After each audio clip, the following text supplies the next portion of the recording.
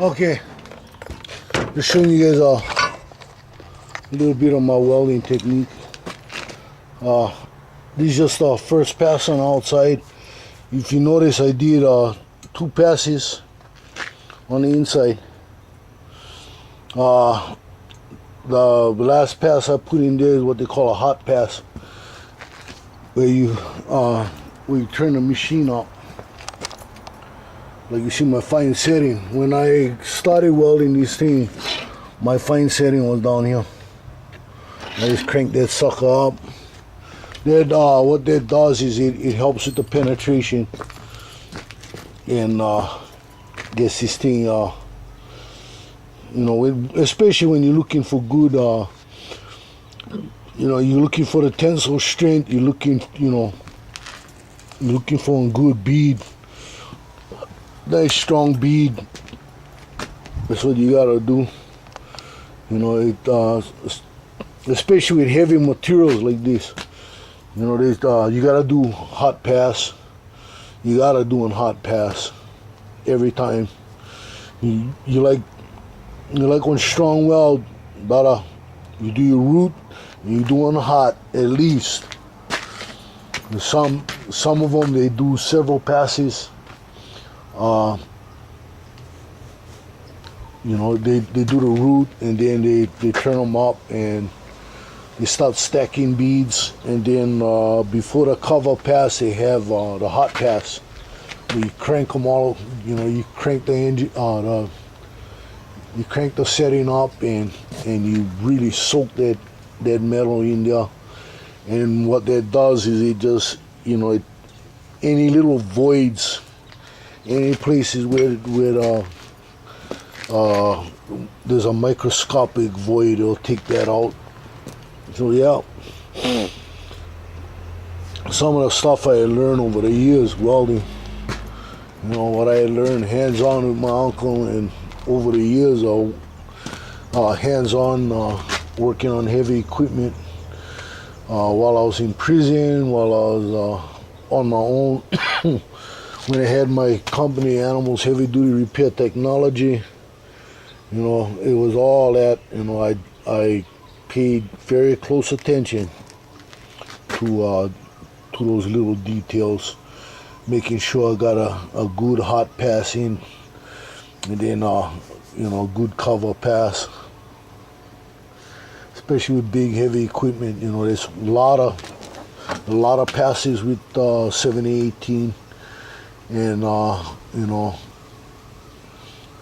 you gotta have that tensile strength. It's a must. You know, it's not something you can, it'll be okay. No such thing, it'll be okay. You know, you do it right or you don't do it at all. You know, you pass the sting on to a real welder, you know what I mean, and let him do them. Just the way it is. True to the matter. You know, I have friends out there in YouTube land, and they're welders too, and they know what I'm talking about. You know, chief no fool around. You know, I've been doing this over 40 years now. Coming up on 41 years next month. 41 years hands-on welding. It's a long time, you know. It's a long time, and I learned a lot. I'm still learning. You know, when you stop learning, usually that's about the time they putting you 6 feet under. That's what I learned about all of this. I've learned different welding processes as I grew up. You know, I started out with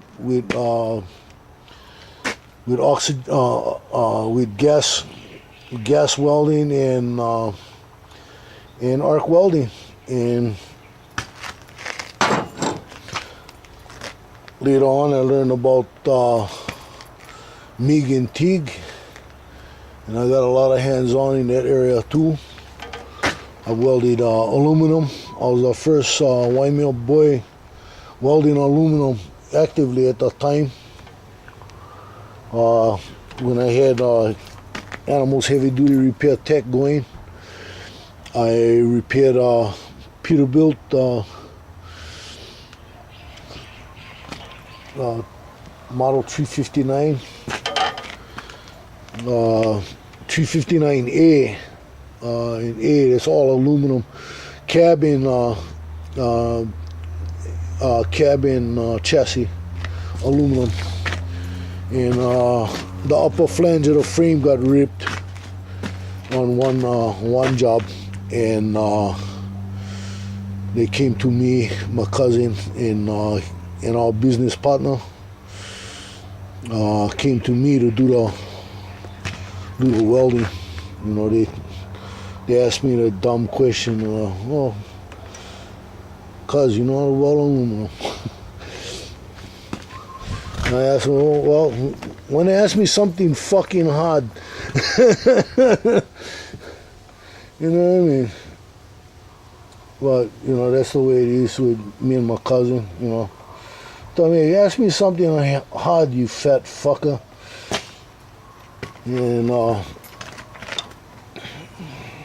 went up there, had him stop by Gaspro, pick up some aluminum welding rods, because all we had was a welding machine like this. And I pulled out my rosebud, my oxygen and acetylene rosebud, and I had our business partner preheat the frame for me, and then I just came right behind and welded the thing up. Made them look like the thing came out of our factory, like came right off the assembly line. Now I went in there and cleaned it up with a grinder, made them look like the frame was fresh out of the foundry. So all good. I do this stuff for, you know, I've done this for a living. There's a good chance I'll be back doing it for a living after this semester in HCC. Like some of you guys know, I'm going back for my certificate in machine technology. Go back, you know, get my certificate as a machinist, and with that comes all the different welding certification too. So that'll you know, that'll put me in a place where I can do business on a pier and just about anywhere. Just about anywhere in Hawaii I can go and I can practice my my trade, which is welding. You know, that's what I do now. You know, before it was trucking and heavy equipment, operating heavy equipment. Of course, I still welded. When I was working on Oahu, I didn't have any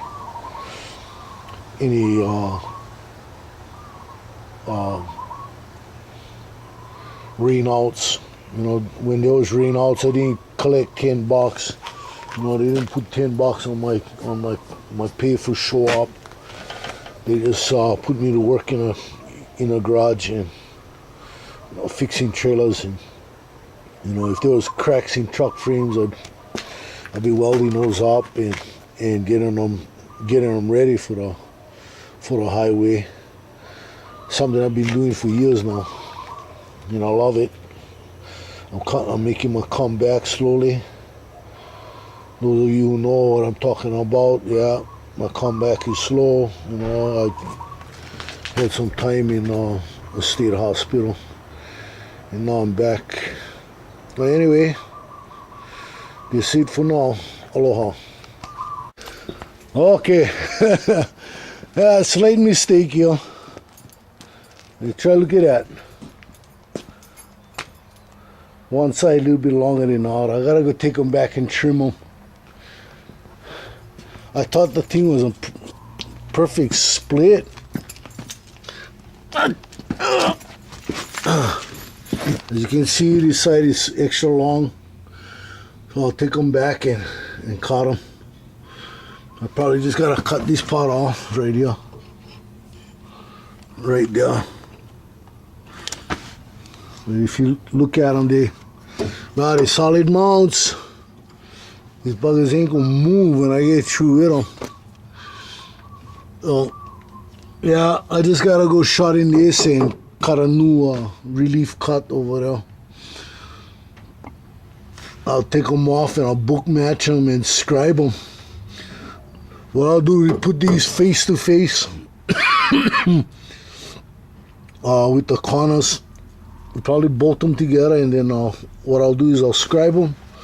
Go in, I'll make the cuts, and it'll be done. Then I'll keep them together when I sand them with the flap wheels, and should be book matched and ready to go to the next stage, which is the bumper mounts. And those what I'll do is I'll set them up on here. After I get them all cut and everything, I'll have ears tacked off to the channel, so that I can clamp the bumper, get it lined up where I need it to be, make sure it's nice and clamped tight. Then I'll take it back, tack it back up, bring it back for another mock up. Before I do that, I gotta take these body mounting bolts off so I can lift up the body, and then I can slip the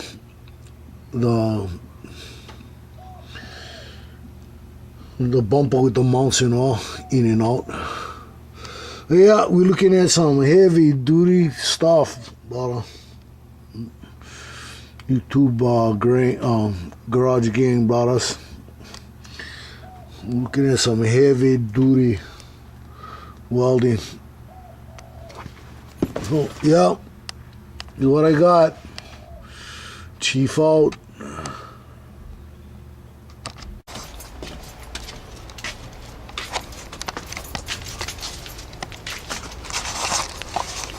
Well, hello everybody out there in YouTube land, Facebook land, Never Land, and other land of rubber band. Yep, this Chief, I'm back. Got both mounts book matched, and I clamped this one bumper mount to the base. As you can see, I get a nice long seam over here. I weld this seam. That'll be a lot of tensile strength. Weld along that seam. Then in the back, I got a very long seam. In a very good place, right there. This seam right here will become extra strong because it's way inside. So just wanted to show you guys this. Show you where I'm at. I get more than enough room for that 6-inch channel line.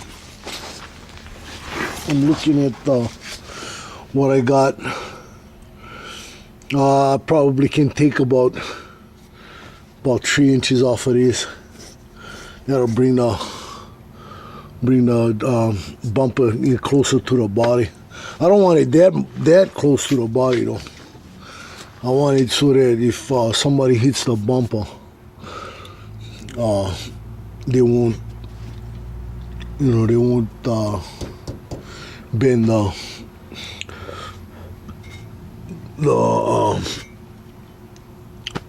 angle, the channel ain't very far. Of course, it would have to be moving about 90. And that would boss all the car. But yeah, as you can see, I've got it bolted in place. I have that relief notch up in there going around the body mount. So she's gonna be one solid mount, believe me. All this orange painted stuff is all Schedule 80. It's 80,000 pounds. It's 80,000 psi. That's a lot of tensile strength for bumper mounts. I pity the guy that run into this truck. The guy gonna be hurting. Not a truck to be running into. Believe me, this is not a truck to be running into.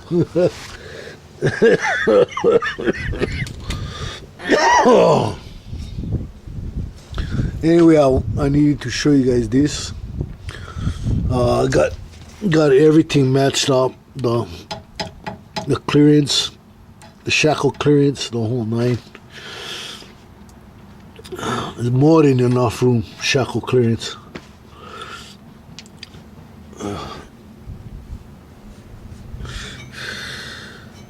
Yeah, been working on this today, off and on. Not really rushing, but I know I can get it done by. I know I can get it done by Monday. I want to see if I can finish this by Sunday.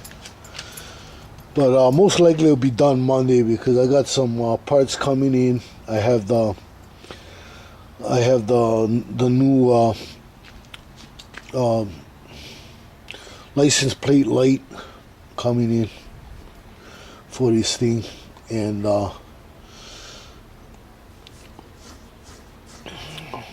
we're looking forward to getting that. Oh yeah, this is it, man. I'm getting there slowly.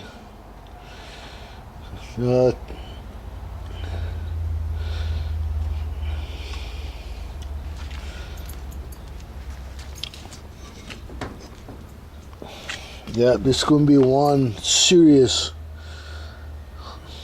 bumper mount, believe me. Well, for now, this is it.